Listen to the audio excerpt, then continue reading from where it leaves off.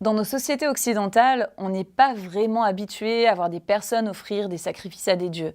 Mais dans de nombreux pays, ces rites continuent et ceux qui souhaitent s'en détourner, ils en subissent des conséquences mais absolument dramatiques.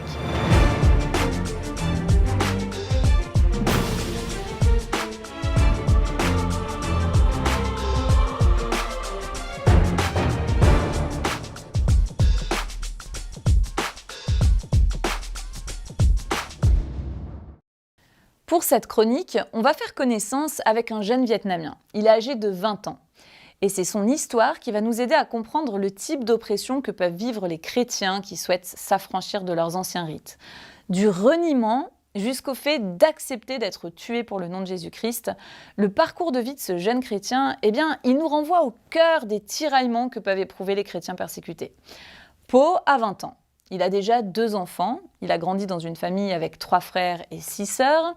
Quand il était plus jeune, Po voyait ses parents offrir des sacrifices à d'autres dieux, mais franchement, lui, il n'aimait pas vraiment faire cela.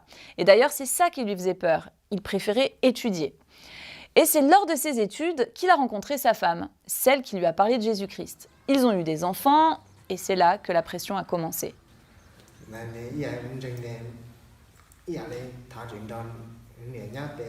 Lorsque j'ai eu des enfants, mes parents m'ont dit « Maintenant que tu as des enfants, tu dois les consacrer aux dieux. » Mais j'ai refusé.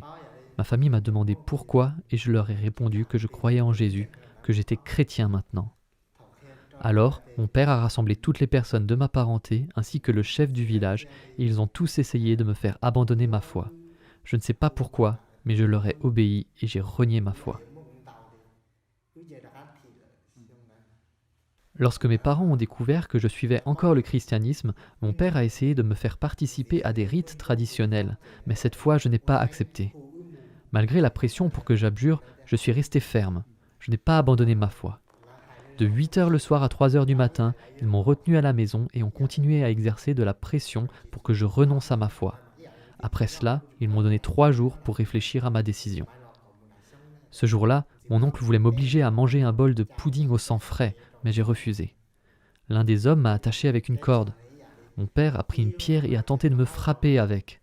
Mais d'autres personnes autour de moi l'en ont empêché. Pendant ces 3 jours, ma femme et mes enfants ont prié. Puis nous avons décidé de dire à ma famille que je ne reviendrai pas à mes vieilles croyances. Un autre jour, mon père a demandé à mes proches d'exercer encore de la pression sur moi. D'abord, je devais renoncer à ma foi. Si je ne le faisais pas, mon père me tuerait. Je devais aussi payer 50 millions de dong à mon père parce qu'il m'a élevé depuis ma naissance. Mon père a de nouveau réuni mes proches, ma famille, le chef du village et la police pour me persécuter. Mon père et l'un de mes oncles sont devenus violents. Ils ont essayé de me frapper avec un bâton, mais la police a pu les en empêcher. La police m'a dit « Si tu ne renonces pas à ta foi, ton père va finir par te tuer. » Mais je leur ai dit « Non, je ne renoncerai pas à ma foi. » Cette fois-là, j'ai réellement pensé que mon père allait me tuer. Mais je me suis dit que tout ce qui comptait était que je garde ma foi. Je sais où j'irai quand je mourrai. Pour moi, ce serait comme m'offrir en sacrifice pour Dieu.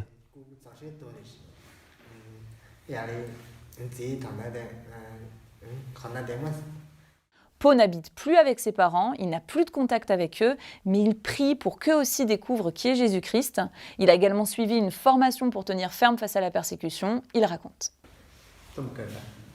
J'ai appris que je ne suis pas le seul à être persécuté. Il y a d'autres chrétiens partout dans le monde qui se retrouvent dans la même situation que moi parce qu'ils aiment l'Évangile. Je prie pour que Dieu renforce la foi de tous ceux qui sont dans la même situation que moi. Je suis très reconnaissant pour celles et ceux qui continuent de prier pour moi et je demande que Dieu les bénisse en retour, eux et leurs familles. Dans de nombreux pays où se pratique le bouddhisme ou l'animisme, les chrétiens racontent leurs difficiles combats contre les traditions qui les retiennent comme des chaînes. Portes ouvertes les aident en leur offrant des formations de préparation à la persécution, des moyens de subsistance, des lieux de refuge. Et ces formations sont essentielles parce qu'elles les encouragent à rester fidèles à Jésus-Christ. Ils peuvent par exemple, comme Po, découvrir que d'autres chrétiens souffrent dans leur foi, comme eux. Et alors, ils prennent courage. Comme le dit la Bible, ils résistent au diable avec une foi ferme, sachant que les mêmes souffrances sont imposées à leurs frères et sœurs dans le monde. Pour aider ces chrétiens à tenir ferme dans un contexte religieux et culturel vraiment difficile, eh bien nous pouvons prier pour eux, mais aussi les aider à recevoir des formations bibliques. La portée spirituelle de ces projets est de première importance. Aidons nos frères et sœurs à continuer à regarder à Jésus-Christ.